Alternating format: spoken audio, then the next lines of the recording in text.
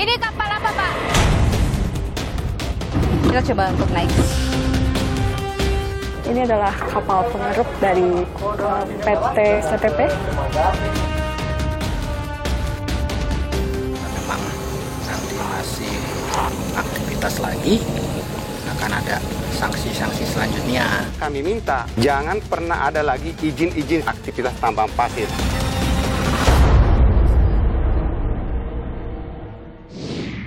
Saudara, di tengah isu penyalahgunaan izin pengelolaan laut yang terjadi di Kampung Nelayan, Desa Kuala Teladas, Kabupaten Tulang Bawang, Provinsi Lampung, Kementerian Kelautan dan Perikanan ini melakukan penyegelan kapal beberapa waktu yang lalu, saudara, yang kemudian diduga memang kapal tersebut melakukan pengambilan pasir laut secara ilegal. Bagaimana kemudian komitmen dari Kementerian Kelautan dan Perikanan untuk mengantisipasi hal tersebut? Kita perbincangkan hal ini sudah bersama dengan saya, Direktur Jenderal Pengawasan Sumber Daya Kelautan dan Perikanan atau PSDKP, Laksamana Muda TNI Adin Nur Awaludin. Pak Adin, terima kasih sudah bersama Niluh, sehat selalu. Insya Allah sehat.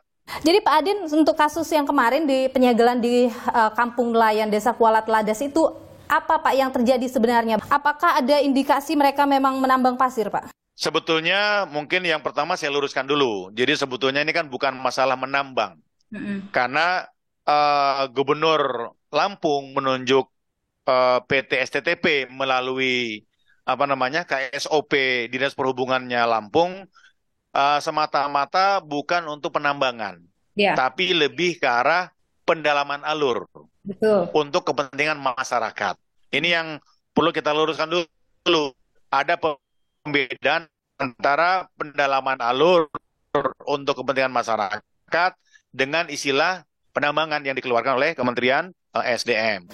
Iya, jadi Pak, kan informasi yang didapat oleh warga bahwa memang mereka mendapatkan kerjasama begitu dengan pemerintah daerah untuk melakukan pendalaman alur pelayaran begitu. Tapi kemudian warga menilai bahwa mereka tidak melakukan pendalaman alur tapi menambang pasir dan itu di wilayah tangkap nelayan.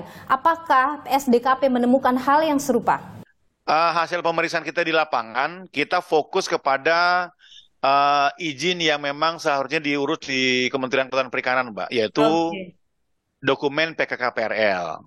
Ini kita harus betul-betul berhati-hati menilai bahwa apakah ini memang sedimen atau pendalaman alur atau penambangan pasir yang diidentifikasi atau diasumsikan atau mungkin dituduhkan oleh nelayan yang memang terdampak seperti itu.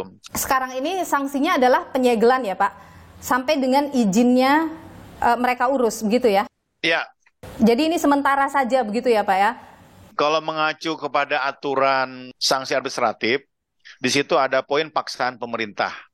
Jadi kita melaksanakan paksaan pemerintah berupa penyegelan, berupa penghentian untuk sementara kegiatan berusaha terhadap pelaku usaha yang belum memiliki perizinan yang ditentukan oleh perundang-undangan. Namun demikian, ini akan, sekali lagi, mungkin kalau saya sambungkan kepada PP terkait sedimentasi, ini akan berkorelasi, Mbak. Nanti dari tim kajian akan menilai apakah PT STTP ini akan terus bisa melaksanakan kegiatannya di muara Sungai Kuala Teladas, bahwa ini adalah sedimentasi atau bukan kategori sedimentasi.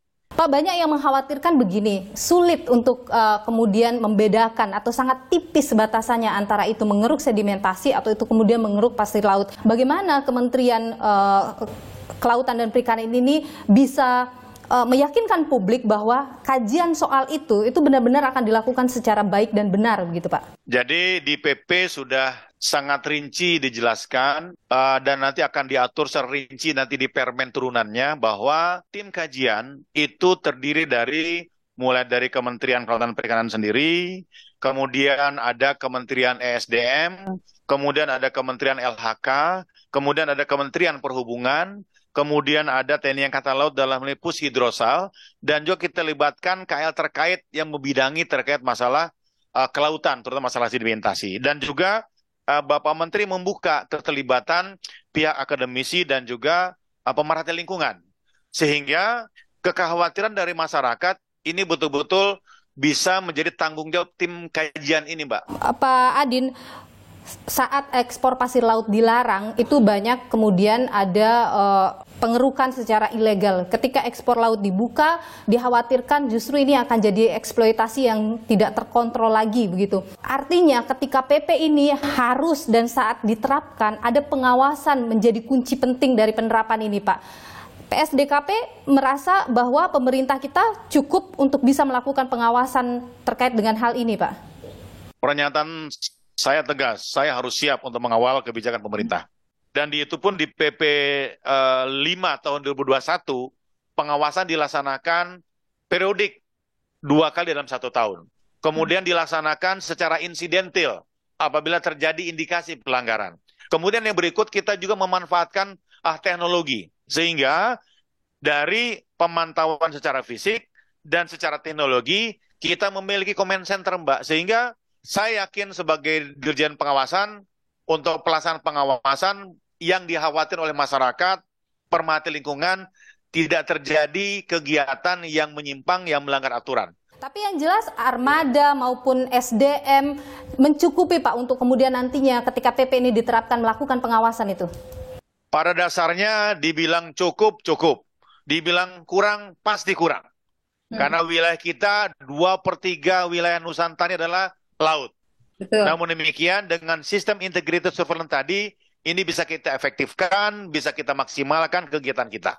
Baik. Seperti itu. Dan memang Pak Menteri sebagai tambahan dalam konsep pengawasan berbasis teknologi akan mendorong peningkatan surveillance dengan menggunakan nanosatelit. Nah, dengan nanosatelit inilah harapannya akan mengcapture wilayah-wilayah yang kemungkinan akan terjadi adanya contoh oil spill, ada kerusakan abrasi di wilayah pesisir dan sebagainya. Itu akan tercapture di nanosatelit dan itu akan memudahkan secara umum terkait di bidang pengawasan kelautan. Baik. Untuk tetap kebijakan Bapak Menteri ekologi sebagai panglimanya. Demikian, Mbak. Ekologi sebagai panglimanya itu adalah janji yang sangat ditunggu oleh masyarakat pembuktiannya. Terima kasih Pak Direktur Jenderal Pengawasan Sumber Daya Kelautan dan Perikanan PSDKP, Kementerian Kelautan dan Perikanan RI, Bapak Laksamana Muda TNI Adin Nur Awaludin. Sehat selalu, Pak. Terima kasih. Terima kasih, Mbak. Sehat selalu.